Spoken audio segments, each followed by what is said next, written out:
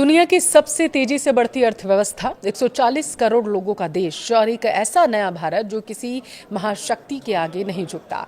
लेकिन वॉशिंगटन के गलियारों में बैठा एक अमेरिकी सीनेटर भारत को बर्बाद करने की खुली धमकी दे रहा था। जी हां, डोनाल्ड ट्रंप के सबसे खास और रिपब्लिकन सीनेटर लिंडसे ग्राहम, जिनका हाल ही में निधन हो चुका है, लेकिन अपने पीछे वो छोड़ गया है भारत के खिलाफ जहर उगलने की एक लंबी टाइमलाइन। रूस से सस्ता तेल खरीदने पर भारत पर 500 रुपए की 500% के आसपास टैरिफ लगाने की सनक से लेकर हम भारत को तबाह कर देंगे जैसे आक्रामक बयान उसने दिए। लिंडसे ग्राहम ने भारत की संप्रभुता को हर बार चुनौती दी। आज के वीडियो में मैं इतिहास के पन्नों को पलटूंगी और हमें देखने को मिलेगा कि कैसे भारत ने इस अमेरिकी गीदड़ भभकी का करारा जवाब दिया था और विश्व पटल पर एक बार फिर से मजबूत देश बनकर उभरा था। वीडियो को लास्ट तक जरूर देखिएगा। नमस्कार, आपके साथ मैं पल्लवी रविंद्र सिंह। आप सोच रहे होंगे कि क्या ऐसा सच में हुआ था? क्या कोई अमेरिकी नेता दुनिया के सबसे बड़े लोकतंत्र और उभरती हुई महाशक्ति भारत की अर्थव्यवस्था को पूरी तरीके से बर्बाद करने की खुली धमकी दे सकता है, खुले मंच से? जवाब है हाँ।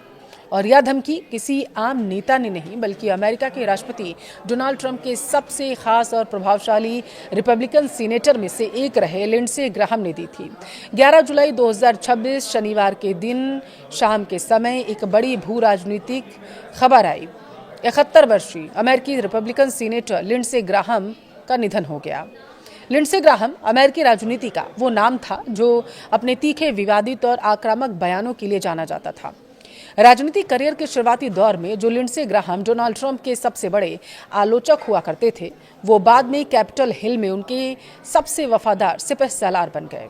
लेकिन आज हम उनकी अमेरिकी राजनीति के सफर की बात नहीं करेंगे बल्कि हम बात करेंगे भारत के खिलाफ उनके द्वारा उगले गए जहर की, जो उन्होंने समय समय पर लगातार दिया है।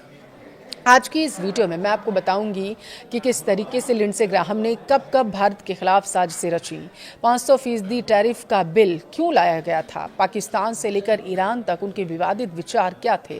लिंडसे ग्राहम और भारत के बीच कड़वाहट की सबसे बड़ी वजह बन गई रूस यूक्रेन युद्ध और भारत की स्वतंत्र विदेश नीति।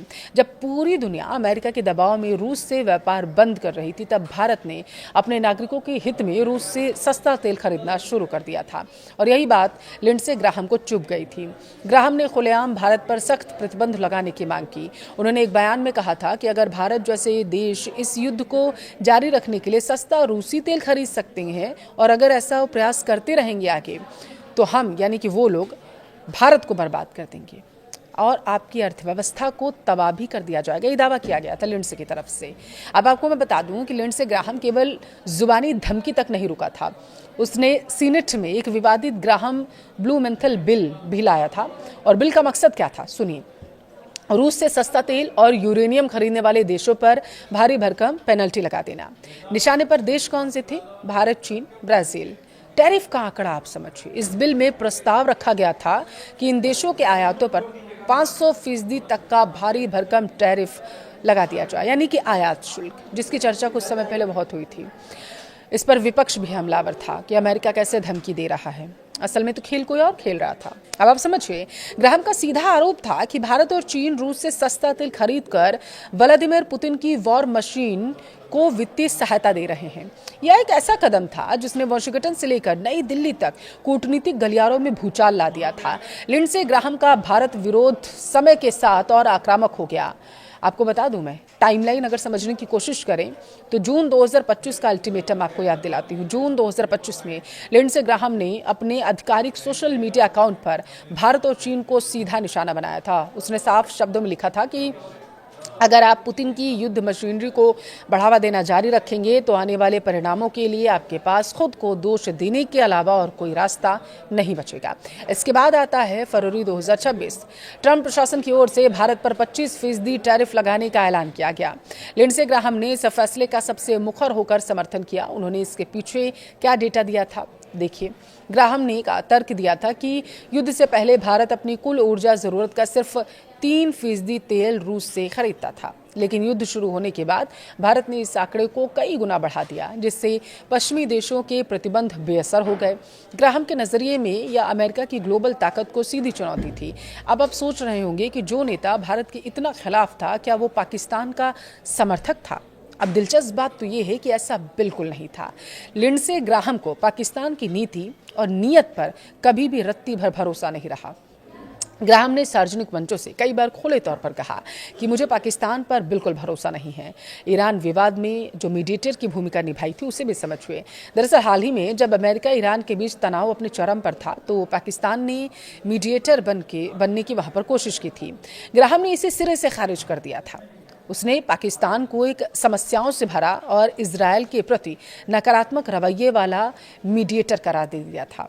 ग्राहम लिंडसे ने पाकिस्तानी रक्षा मंत्री ख्वाजा आसिफ को भी कड़ी आलोचना की थी, चुनौती दी थी, क्योंकि पाकिस्तान ने इजरायल और अरब देशों के बीच हुए शांति समझौते अब्राहम अकॉर्ड्स में शामिल होने से साफ इनकार कर दिया था।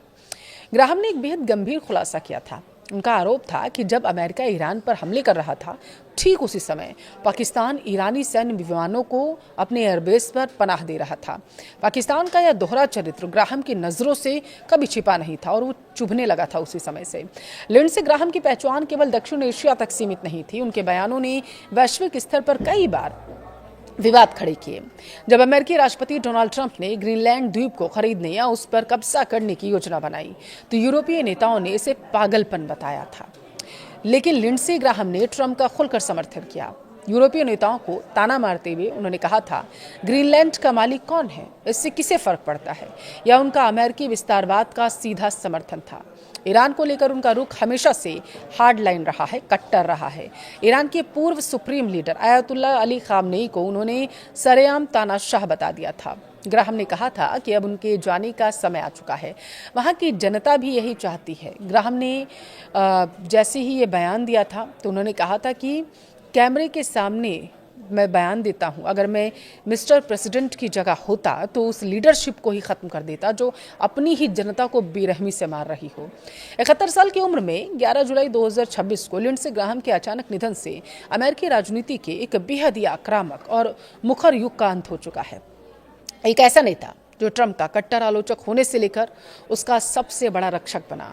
भारत के लिए लिंडसे ग्राहम वो अमेरिकी सीनेटर था जिन्होंने कूटनीतिक मर्यादाओं को ताक पर रखकर भारत की स्वतंत्र विदेश नीति को कुचलने का प्रयास किया और 500% तक के टैरिफ के जरिए अर्थव्यवस्था को बर्बाद करने की उसने धमकी दी थी। हालांकि उनके दबाव के बावजूद भारत अपनी जगह अडिग रहा। ग्राहम का निधन भारत अमेरिकी कूटनीति के पन्नों में एक ऐसे अध्याय को बंद कर रहा है जहां धमकियों का दौर हावी था, लेकिन उनका भारत विरोधी एजेंडा यह साबित करता है कि जब बात देश के हितों की आती है तो अमेरिका का एक धड़ा आज भी पुरानी औपनिवेशिक मानसिकता से बाहर नहीं निकल पाया है। ग्राहम ने धमकी दी कि वो भारत को बर्बाद कर देगा, लेकिन हकीकत तो ये है कि भारत आज भी रूस से तेल खरीद रहा है, वो भी अपनी शर्तों पर व्यापार कर रहा है और उसकी अर्थव्यवस्था दुनिया में सबसे मजबूत है। धमकियां आती जाती रहेंगी, लेकिन भारत अडिग था, अडिग रहेगा।